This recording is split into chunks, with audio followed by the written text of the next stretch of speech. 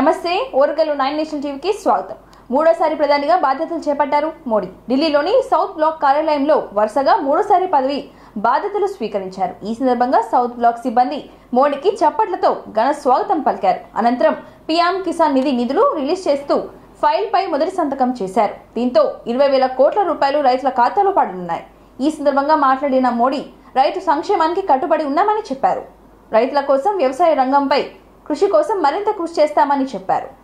ప్రధాని మోడీ జూన్ 10న సాయంత్రం 5 గంటలకు తొలి కేబినెట్ సమావేశం నిర్వహించున్నారు. ఈ భేటీ అనంతరం మంత్రిత్వ శాఖల కేటాయింపులు ఉండే అవకాశం ఉందని తెలుస్తోంది.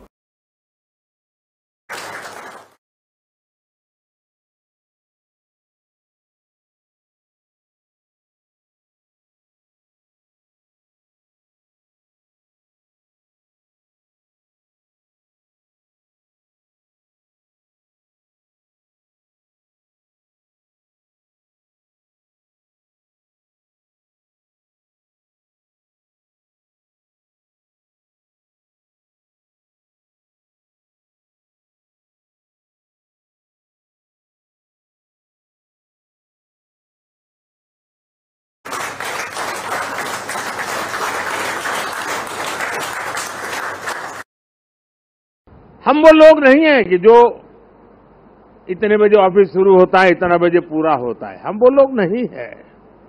हमारे लिए समय के बंधन नहीं है. हमारे लिए सोचने की सीमा है. हमारे लिए पुरुषार्थ के लिए कोई मानदंड नहीं है. जो इससे परे है वही तो मेरी टीम है और वही टीम पर देश को भरोसा है. सफल वो इंसान होता है जिसके भीतर का विद्यार्थी कभी मरता नहीं है. कई लोग मुझे इस चुनाव में भी और हमेशा, मैं पिछले 30 साल से ये सवाल सुन सुन के थक चुका हूं कि इतनी एनर्जी लाते कहां से हो, थकते क्यों नहीं हो, मुझे लोग पूछते रहते. लेकिन वो मेरे बॉडी को तराश रहे हैं. मेरी बॉडी में क्या खाता हूं, कितना सोता हूं, मैं योगा कितना करता हूं. अब वो गलत ट्रैक पर है, इसलिए मेरी एनर्जी का रहस्य उनको पता नहीं है. मेरी एनर्जी का रहस्य मैं जीवन भर भीतर के विद्यार्थी को जिंदा रखता हूं. और जो व्यक्ति अपने भीतर विद्यार्थी को जिंदा रखता है वो कभी भी सामर्थ्यहीन नहीं होता है, शक्तिहीन नहीं होता है और आलसी नहीं होता है. वो हर बार ऊर्जा से भरा हुआ रहता है.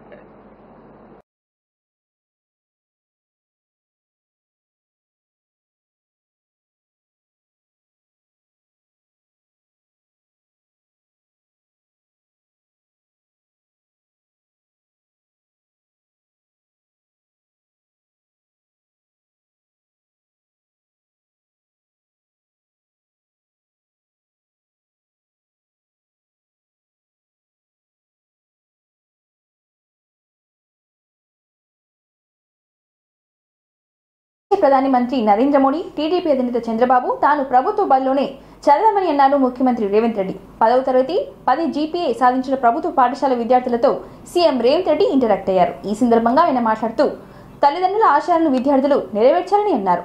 90% ఐఏఎస్, ఐపీఎస్, ఐఎఫ్ఎస్ అధికారులు ప్రభుత్వ బడిలో చదువుకున్న వారేనని తెలిపారు.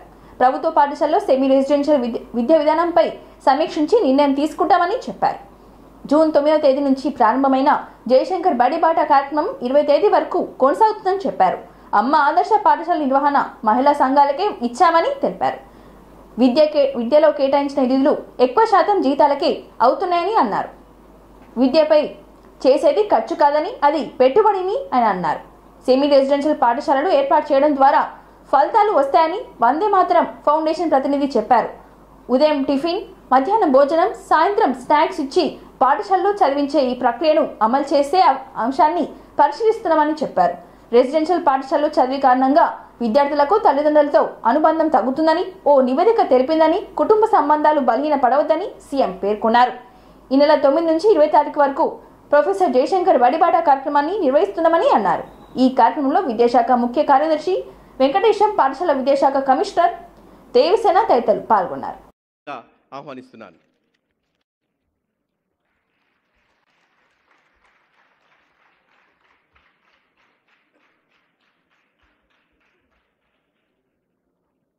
రాష్ట్ర చరిత్రలో ఒక సువర్ణ అధ్యాయం. గౌరవ ముఖ్యమంత్రి గారు ఈ ప్రధానోత్సవం చేయడం మనందరి సౌభాగ్యంగా ప్రభుత్వ పాఠశాల పిల్లల యొక్క మార్పు చాలా మారింది. ఎమ్మెల్సీ రఘువతం రెడ్డి గారు, వేం నరేందర్ రెడ్డి గారు, థ్యాంక్ యూ సార్. ఏర్పాటు చేసిన వందే మాతరం ఫౌండేషన్ రవీందర్ గారికి, మాధవ్ రెడ్డి గారికి మనస్ఫూర్తిగా అభినందనలు తెలియజేస్తున్నాను.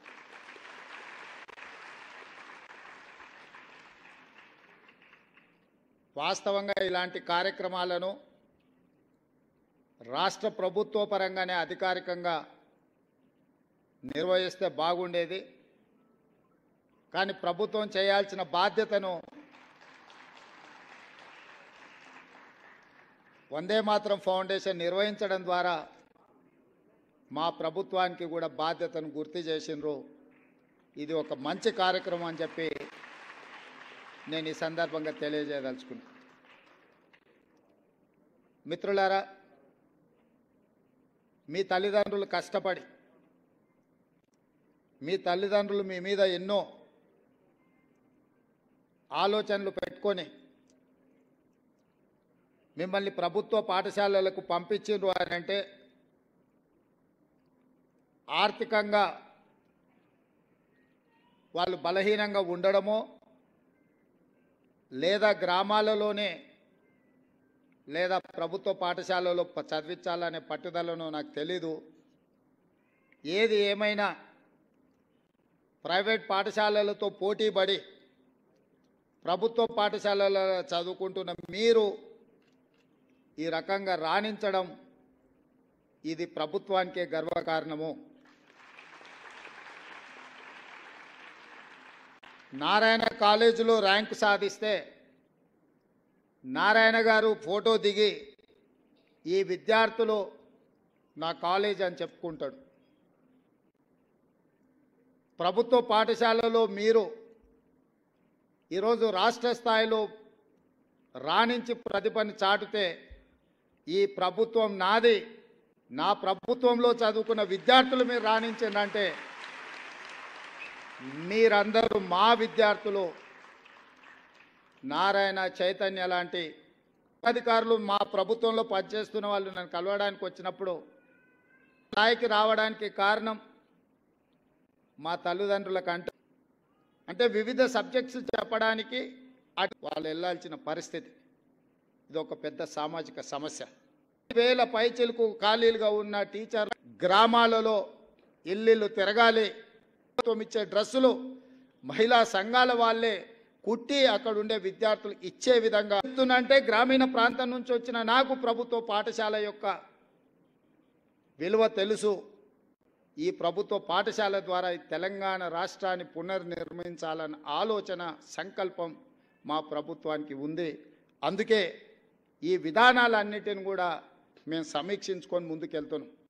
ఇంతకుముందే వస్తున్నప్పుడు ఇక్కడే మిత్రుడు మన తెలంగాణ రాష్ట్రంలో చాలా వరకు రెసిడెన్షియల్ స్కూల్ సమస్యగా మారడానికి కూడా అవకాశం ఉంది.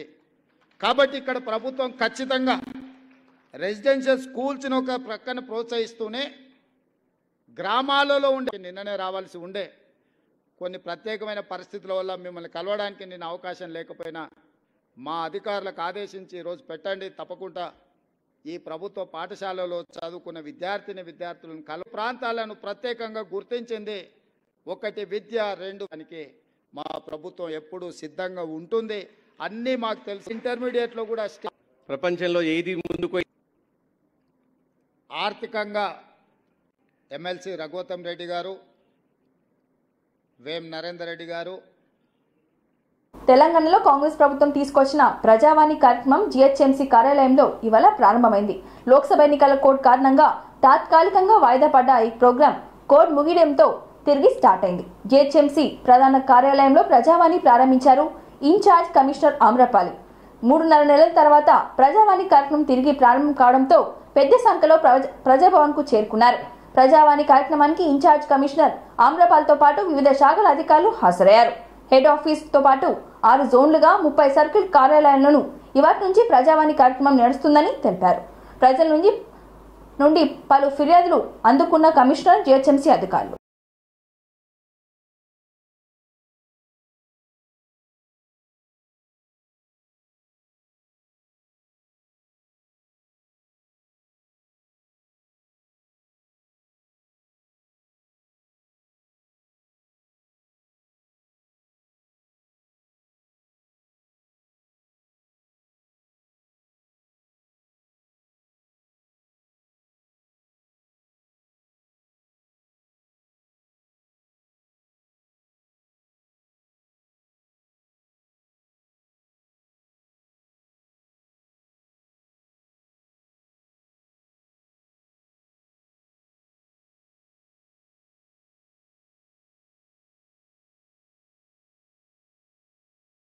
జిల్లా బైన్సాపట్నంలో లబ్ధిదారులకు కేటాయించిన డబుల్ బెడ్రూమ్ ఇళ్లను పంపిణీ చేయాలని డిమాండ్ చేస్తూ సోమవారం ఆర్డీఓ కార్యాలయాన్ని ముట్టడించారు. ఆర్డీఓ కోమల్ రెడ్డికి వినతి పత్రం అందజేశారు. సంవత్సరం క్రితం డ్రా ద్వారా ఇళ్లను కేటాయించి ఇప్పటి వరకు అప్పగించలేదని, ఇంటి అద్దెలు చెల్లించలేక అవస్థలు పడుతున్నామని చెప్పారు. వెంటనే అధికారులు ఇళ్లను అప్పగించాలని డిమాండ్ చేశారు. हम करते काम बोल रहे कोसा काम नहीं दिए, निर्मल में नहीं दिए, निजामाबाद में नहीं दिए, आदिलाबाद में नहीं दिए, यहाँ फैसले में क्यों कर रहा है? सब जगह दे दिए ना, फैसले में क्यों कर रहा है? फैसले में कौन सा लीडर है जो नहीं दे रहा? सो फैसले का लीडर खुला, कौन है बड़ा आदमी, कौन रोक रहा? हमको भी मालूम है ना, आम जनता को रोक रहे वाले को वो बुलाओ, हम बात करेंगे, हम आम पब्लिक की बात करते हैं उसको।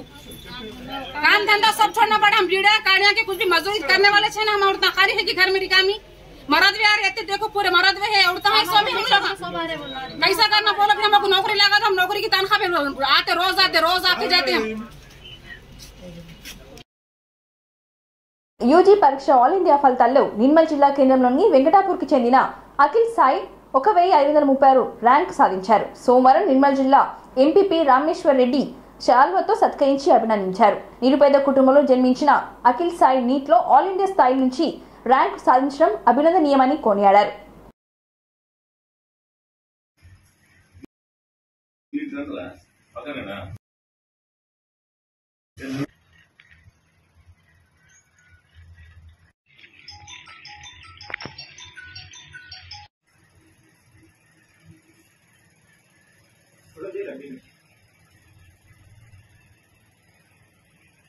వెంకటాపూర్ నివాసి అయినటువంటి అఖిల్ సాయి నీట్లో 691 మార్కులు సంపాదించి కష్టపడి చదివి మార్కులు సంపాదించి కంగ్రాట్స్ తెలియజేస్తుంది.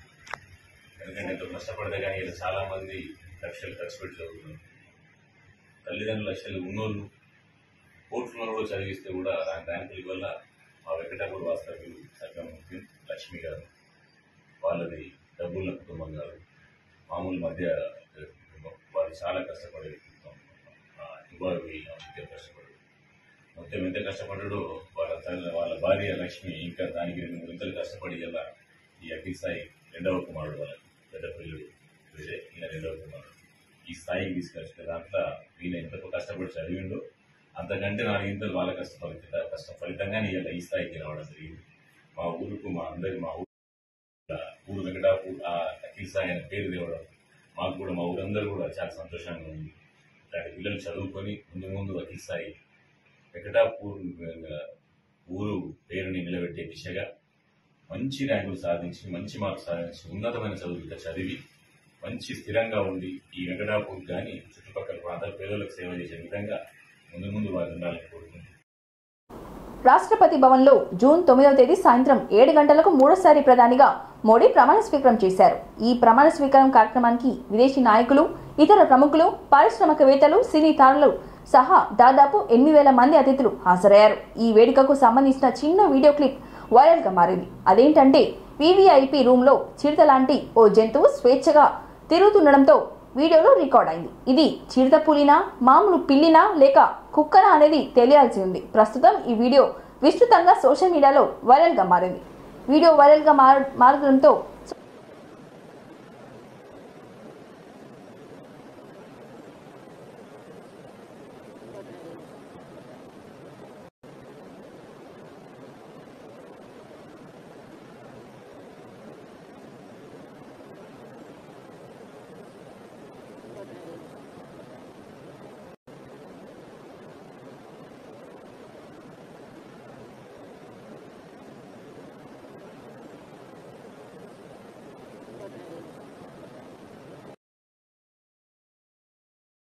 ఈ వార్తలు సమాప్తం. మరిన్ని వార్తలతో మళ్ళీ కలుద్దాం. చూస్తూనే ఉండండి ఓర్గలు 9 నేషనల్ టీవీ.